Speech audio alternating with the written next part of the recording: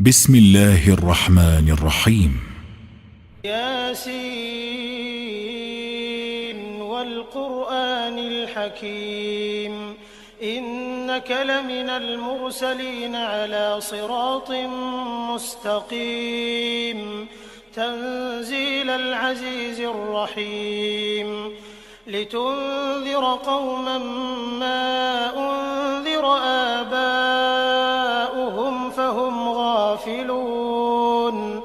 لقد حق القول على أكثرهم فهم لا يؤمنون إنا جعلنا في أعناقهم أغلالا فهي إلى الأذقان فهم مقمحون وجعلنا من بين أيديهم سدا ومن خلفهم سدا فأغشيناهم فهم لا يبصرون وسواء عليهم أأنذرتهم أم لم تنذرهم لا يؤمنون إنما تنذر من اتبع الذكر وخشي الرحمن بالغيب فبشره بمغفرة وأجر كريم إنا نحن نحيي الموتى ونكتب ما قدموا وآثارهم وكل شيء أحصيناه في إمام مبين واضرب لهم مثلا أصحاب القرية إذ جاءها المرسلون إذ أرسلنا إليهم 2 فكذبوهما فعززنا بثالث فقالوا إنا إليكم مرسلون قالوا ما أنتم إلا بشر مثلنا وما أنزل الرحمن من شيء إن أنتم إلا تكذبون قالوا ربنا يعلم إنا إليكم لمرسلون وما علينا إلا البلاغ المبين قالوا إنا تطيرنا بكم لئن لم تنتهوا لنرجمنكم وليمسنكم منا عذاب أليم قالوا طائركم معكم أئن ذكرتم بل أنتم قوم مسرفون وجاء من أقصى المدينة رجل يسعى قال يا قوم اتبعوا المرسلين اتبعوا من لا يسألكم أجرا وهم مهتدون وما لي لا أعبد الذي فطرني وإليه ترجعون أأتخذ من دونه آلهة إن يردني الرحمن بضر لا تغن عني شفاعتهم شيئا ولا ينقذون إني إذا لفي ضلال مبين إني آمنت بربكم فاسمعون قيل ادخل الجنة قال يا ليت قومي يعلمون بما غفر لي ربي وجعلني من المكرمين وما أنزلنا على قومه من بعده من جند من السماء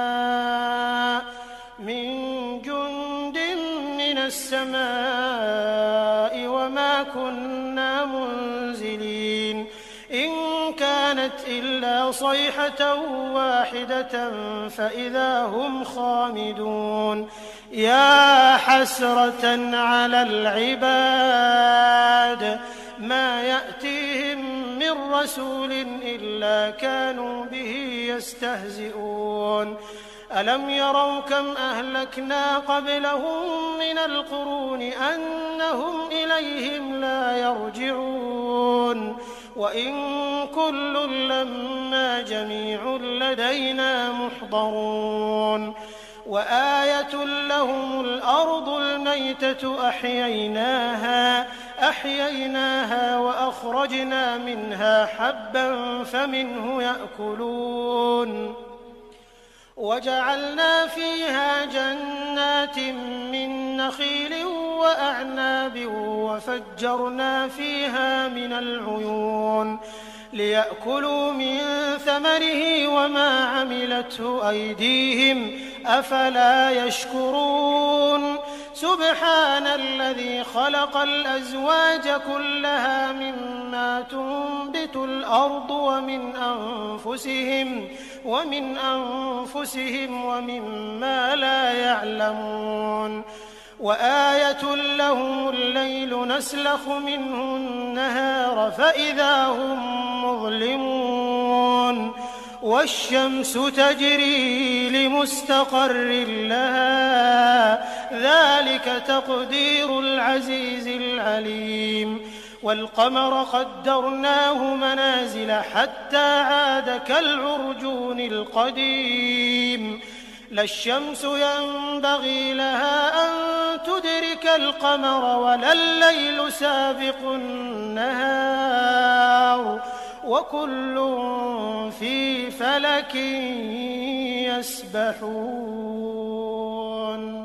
وآية لهم أنا حملنا ذريتهم في الفلك المشحون وخلقنا لهم من مثله ما يركبون وإن نشأ نغرقهم فلا صريخ لهم ولا هم ينقذون إلا رحمة منا ومتاعا إلى حين وإذا قيل لهم اتقوا ما بين أيديكم وما خلفكم لعلكم ترحمون وما تأتيهم من آية من آيات ربهم إلا كانوا عنها معرضين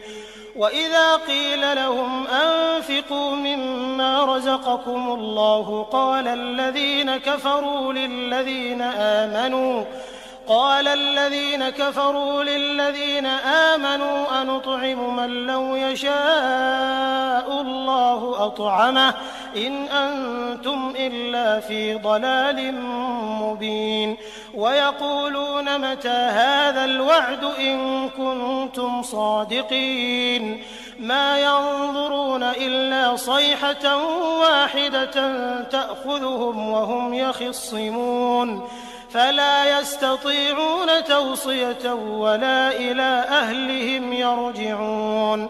ونفخ في الصور فإذا هم من الأجداث إلى ربهم ينسلون قالوا يا ويلنا من بعثنا من مرقدنا هذا ما وعد الرحمن وصدق المرسلون إن كانت إلا صيحة واحدة فإذا هم جميع لدينا محضرون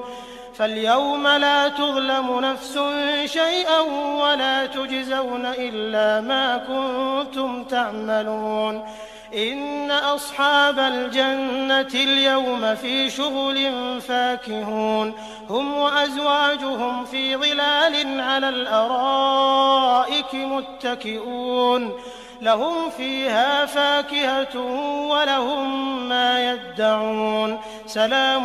قولا من رب رحيم وامتازوا اليوم أيها المجرمون ألم أعهد إليكم يا بني آدم ألا تعبدوا الشيطان إنه لكم عدو مبين وأن اعبدوني هذا صراط مستقيم ولقد أضل منكم جبلا كثيرا أفلم تكونوا تعقلون هذه جهنم التي كنتم توعدون اصلوها اليوم بما كنتم تكفرون اليوم نختم على أفواههم وتكلمنا أيديهم وتشهد أرجلهم بما كانوا يكسبون ولو نشاء لطمسنا على أعينهم فاستبقوا الصراط فأنى يبصرون ولو نشاء لمسخناهم على مكانتهم فما استطاعوا مضيا ولا يرجعون ومن نعمره ننكسه في الخلق أفلا يعقلون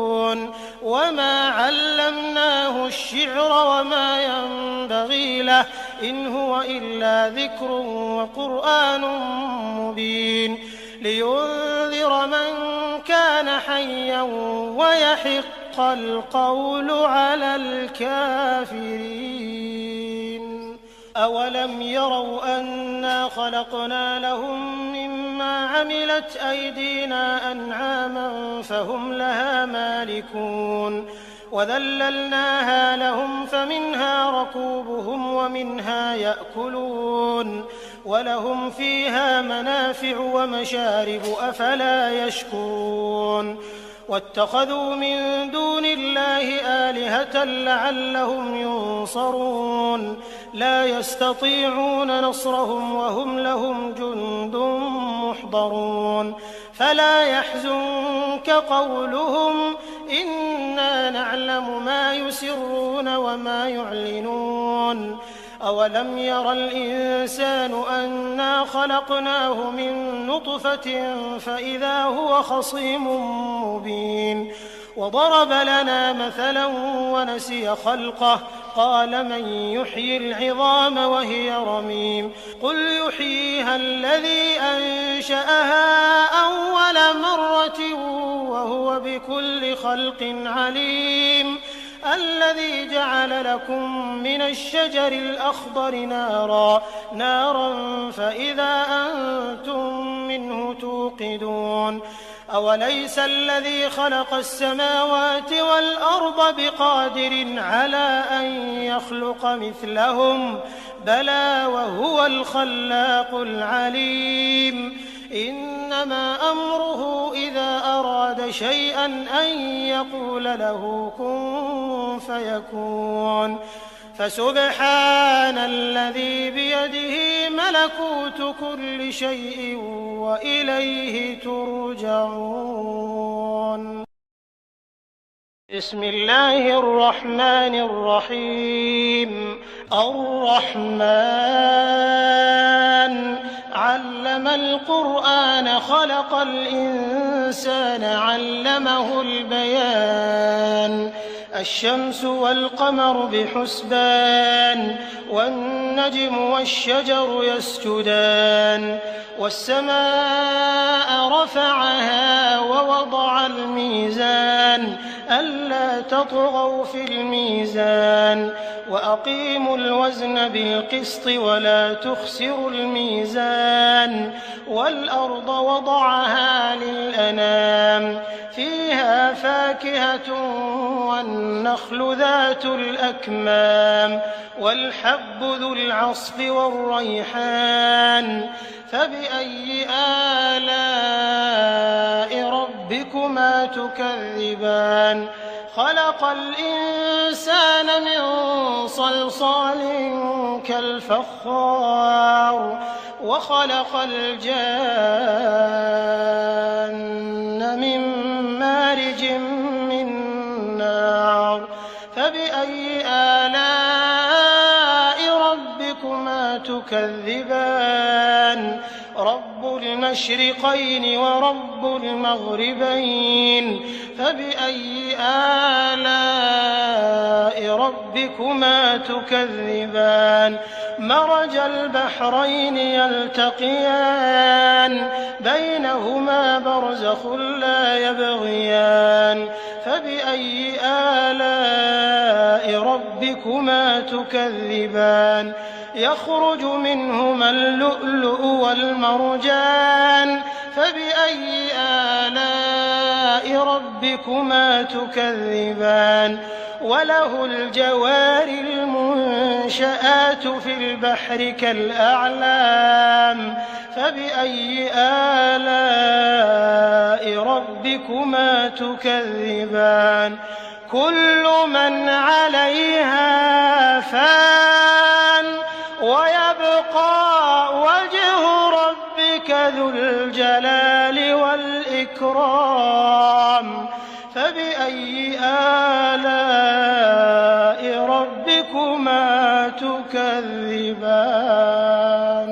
يسأله من في السماوات والأرض كل يوم هو في شأن فبأي آلاء ربكما تكذبان سنفرغ لكم أيها الثقلان فبأي آلاء ربكما تكذبان يا معشر الجن والإنس إن استطعتم أن تنفذوا من أقطار السماوات والأرض فانفذوا لا تنفذون إلا بسلطان فبأي آلاء ربكما تكذبان يرسل عليكما شواظ من نار ونحاس فلا تنتصران فبأي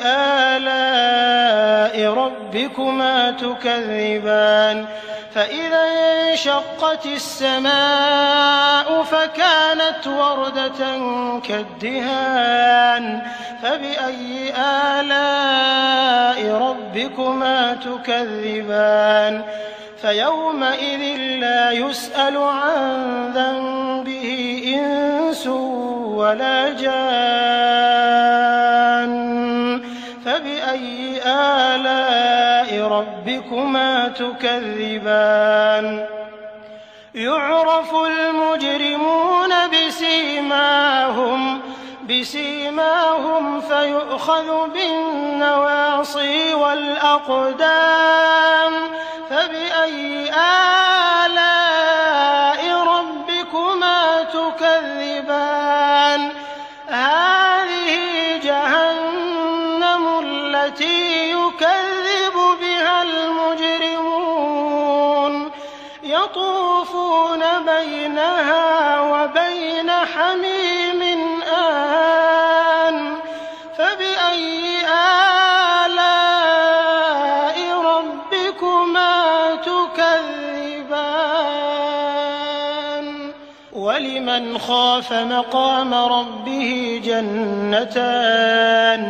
فبأي آلاء ربكما تكذبان ذواتا أفنان فبأي آلاء ربكما تكذبان فيهما عينان تجريان فبأي آلاء ربكما تكذبان فيهما من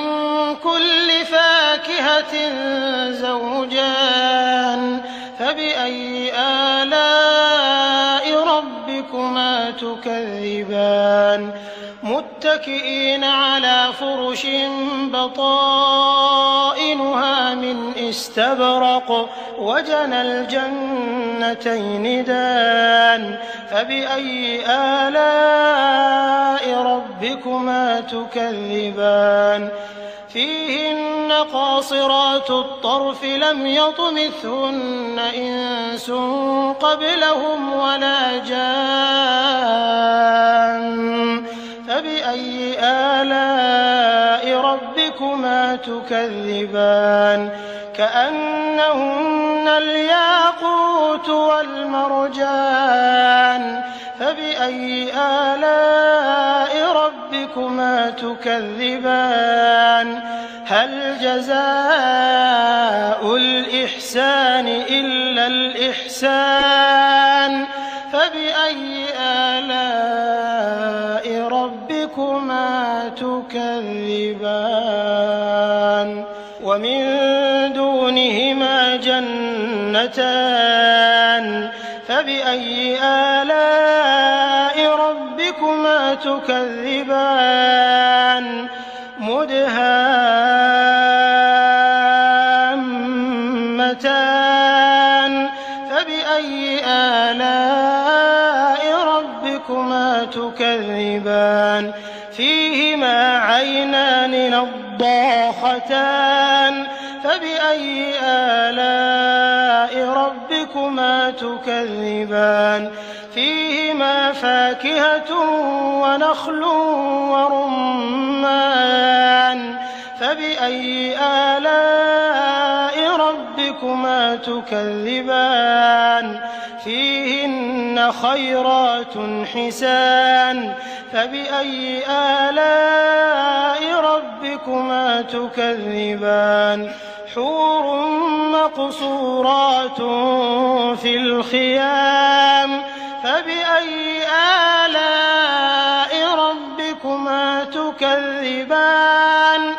لم يطمثهن إنس قبلهم ولا جان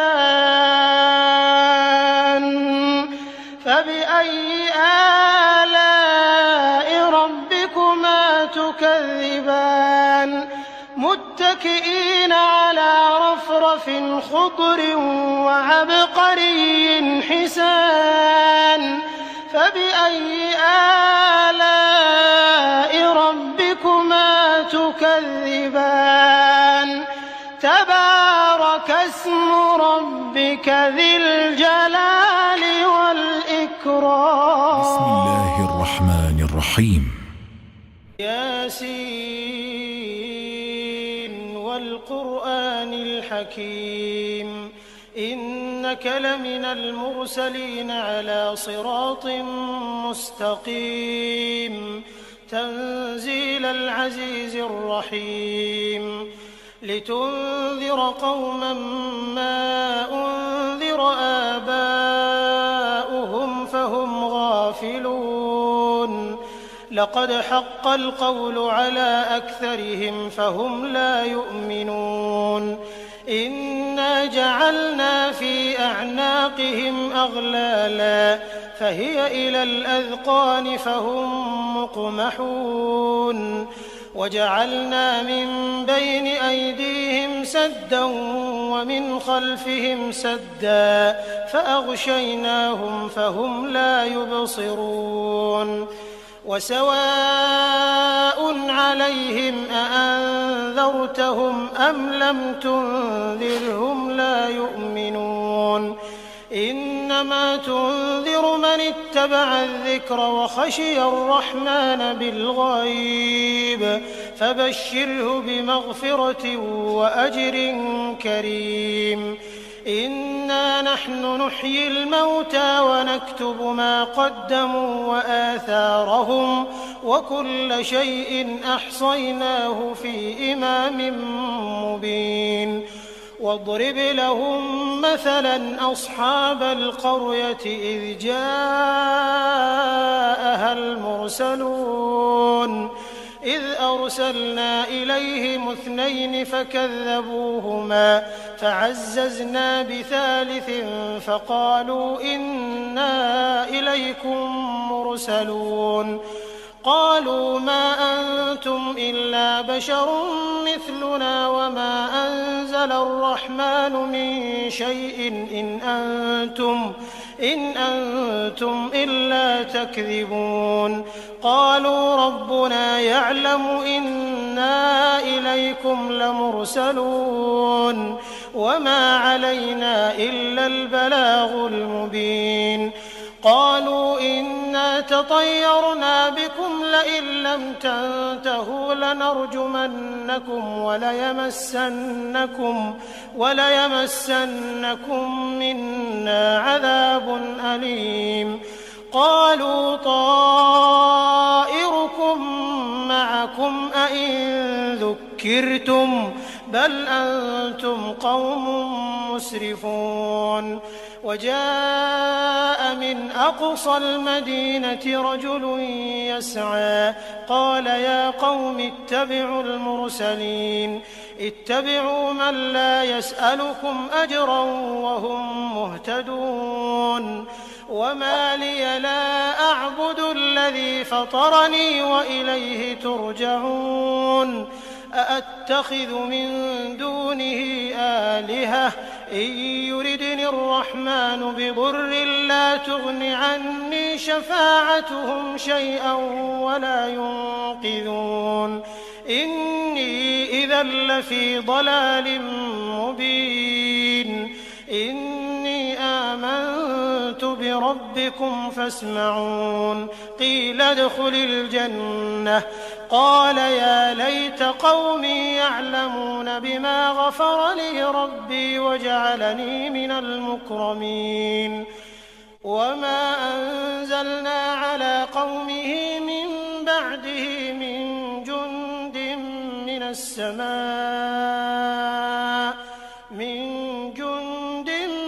السماء وما كنا منزلين إن كانت إلا صيحة واحدة فإذا هم خامدون يا حسرة على العباد ما يأتيهم من رسول إلا كانوا به يستهزئون ألم يروا كم أهلكنا قبلهم من القرون أنهم إليهم لا يرجعون وإن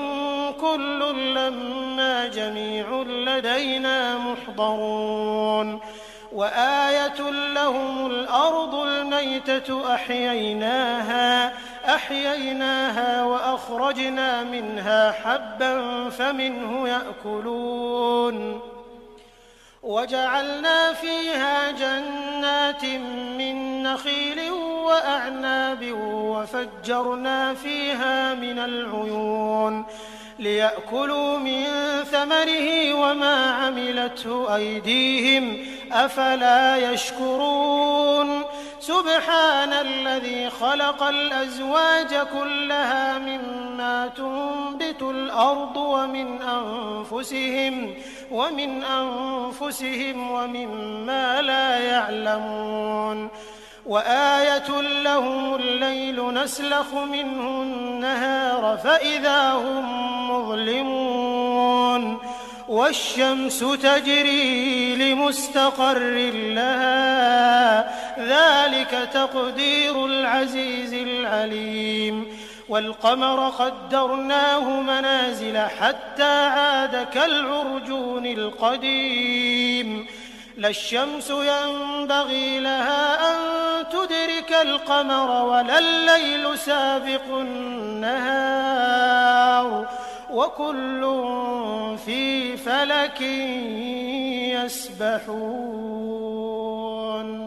وآية لهم أنا حملنا ذريتهم في الفلك المشحون وخلقنا لهم من مثله ما يركبون وإن نشأ نغرقهم فلا صريخ لهم ولا هم ينقذون إلا رحمة منا ومتاعا إلى حين وإذا قيل لهم اتقوا ما بين أيديكم وما خلفكم لعلكم ترحمون وما تأتيهم من آية من آيات ربهم إلا كانوا عنها معرضين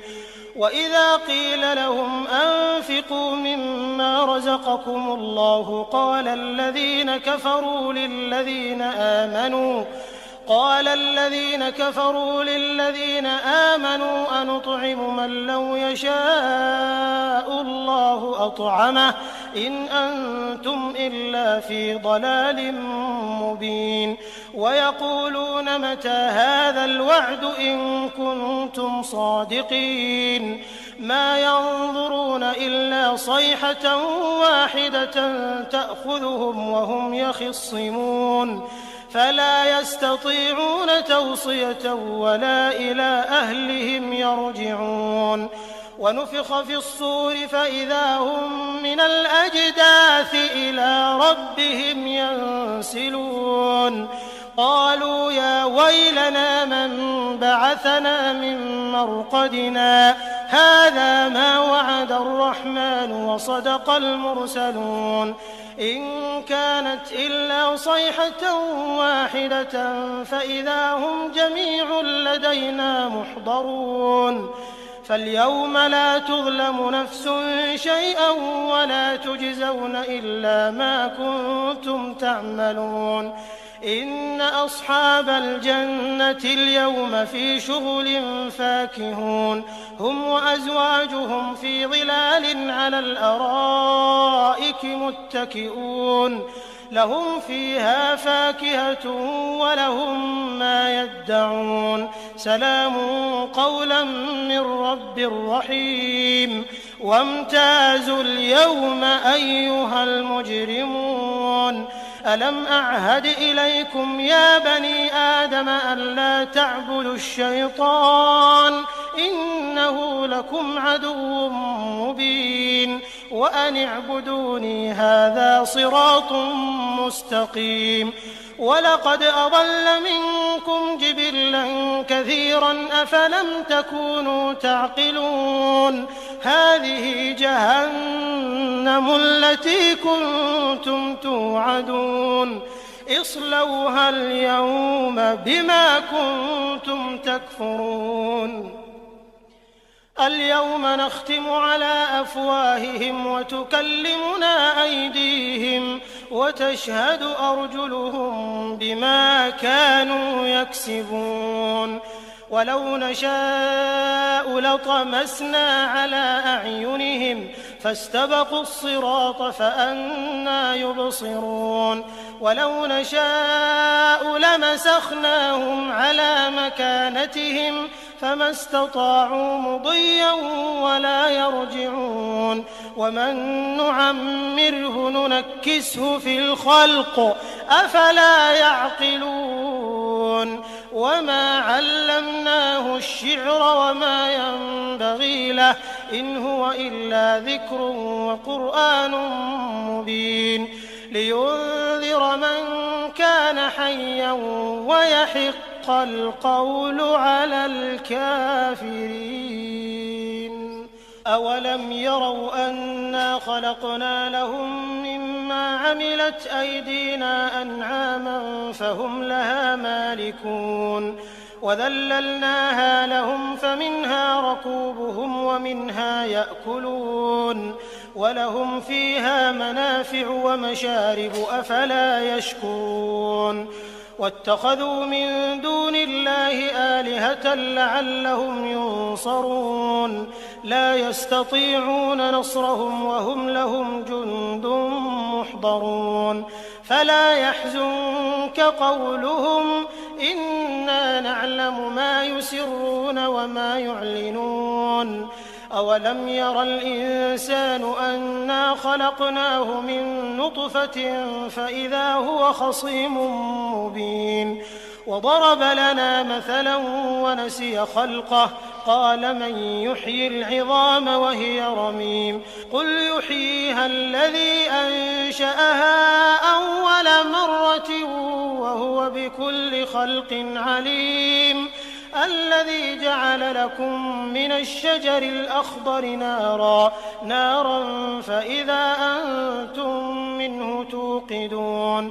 أوليس الذي خلق السماوات والأرض بقادر على أن يخلق مثلهم بلى وهو الخلاق العليم إنما أمره إذا أراد شيئا أن يقول له كن فيكون فسبحان الذي بيده ملكوت كل شيء وإليه ترجعون